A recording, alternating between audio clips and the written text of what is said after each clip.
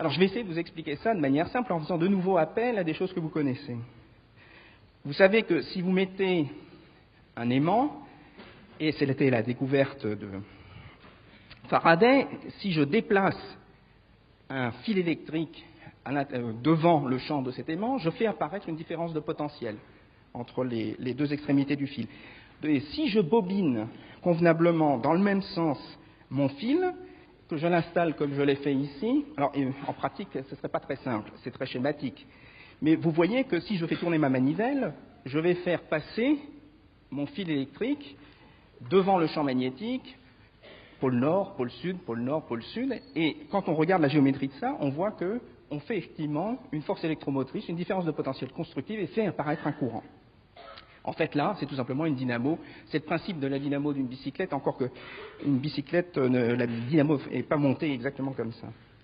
Deuxième principe, on l'a déjà vu, une boucle de courant crée un champ magnétique. Si je bobine suffisamment bien, je vais fabriquer ce qu'on appelle un électroaimant. Autrement dit, cette fois-ci, avec un courant, je fabrique un champ magnétique. Tout à l'heure, avec un champ magnétique, je fabriquais un courant. Dans les deux cas, plus je tourne la manivelle tout à l'heure, plus je vais générer de courant, et ici, plus je mets de courant, plus je génère de champ magnétique.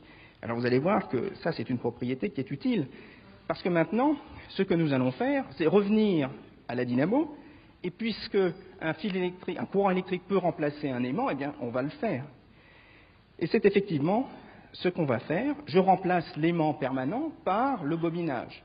Alors vous allez me dire, il faut un champ magnétique au début. Effectivement, il suffit de mettre un aimant à proximité, avec un champ magnétique. Si je tourne suffisamment ma manivelle, si je vais assez vite, eh bien, comme je vous le disais tout à l'heure, plus je tourne, plus pour un champ donné, je vais fabriquer de courant, mais plus je fabrique de courant, plus j'augmente le champ. Donc vous voyez, tout est constructif, et effectivement, j'ai là quelque chose qui va pouvoir fonctionner, du moins dans le principe.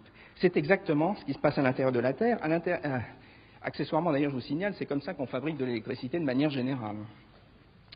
Alors, à l'intérieur de la Terre, c'est comme ça que ça se passe, mais à un gros détail près, c'est que l'ensemble du dispositif est complètement fondu. Donc là, il n'y a pas quelque chose dont on impose le bobinage, qui est fixe. Il y a, à l'intérieur de la Terre, un noyau fondu, et il se trouve que ce noyau fondu va se comporter comme une dynamo auto-entretenue. Alors, il y a tout de même un certain nombre de questions qui restent, car là, dans mon exemple, c'est moi qui tourne la manivelle et qui produit l'électricité et le champ magnétique. Comment le noyau fait-il, lui? Qui tourne, qui agite le noyau pour produire les mouvements? Donc en fait, il faut quelque chose de supplémentaire. Et la chose supplémentaire, c'est le fait que le noyau, dont je vous disais tout à l'heure qu'il était chaud, cherche encore à se refroidir. Depuis que la Terre s'est formée, de manière générale, la Terre cherche à se refroidir, et il se trouve que quelque chose de chaud qui cherche à se refroidir, pour peu que vous le refroidissiez à son sommet, cela déclenche un phénomène de convection. Alors le phénomène de convection, on le connaît bien dans une casserole d'eau quand on met sur le feu, avant que ça bout, on voit bien que l'eau se met en mouvement parce qu'on la chauffe en bas, elle se dilate, elle est moins dense et elle monte. Mais on n'est pas obligé de chauffer pour avoir de la convection. On peut tout simplement refroidir par le sommet. C'est comme ça, par exemple, qu'un bol de bouillon va se refroidir bien plus vite qu'un bol de purée. Un bol de purée, il ne peut pas convecter. Par contre, le bouillon, lui, il est refroidi par-dessus et il va se mettre en mouvement.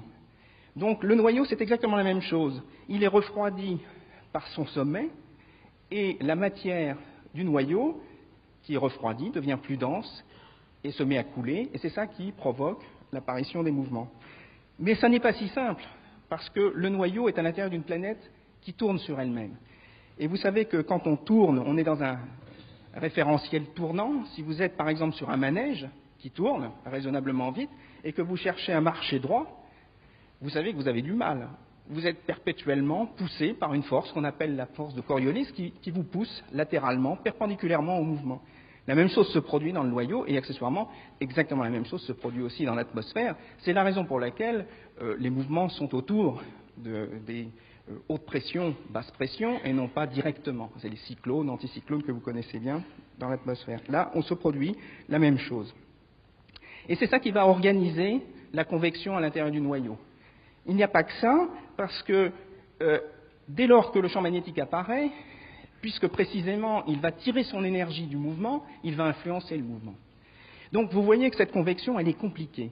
Mais le miracle, et c'est un véritable miracle pour lequel on n'a pas d'autre explication que le fait que lorsque l'on met toutes les équations, ça marche, eh bien le miracle, c'est que ces mouvements s'organisent de manière constructive et qu'effectivement, pour peu que la convection soit suffisamment vigoureuse et le liquide suffisamment conducteur, un champ magnétique va spontanément apparaître. Et d'ailleurs, on trouve des champs magnétiques dans les étoiles et dans toutes les grandes planètes assez facilement, pour peu, bien entendu, que les conditions soient réunies. Alors, je vous affirme ça, mais on a mis un certain temps avant de pouvoir affirmer ça, et le seul moyen de le faire, c'est la simulation numérique, et les capacités de calcul n'ont permis de faire des simulations véritablement démontrant ce que je viens de vous dire à partir des années 80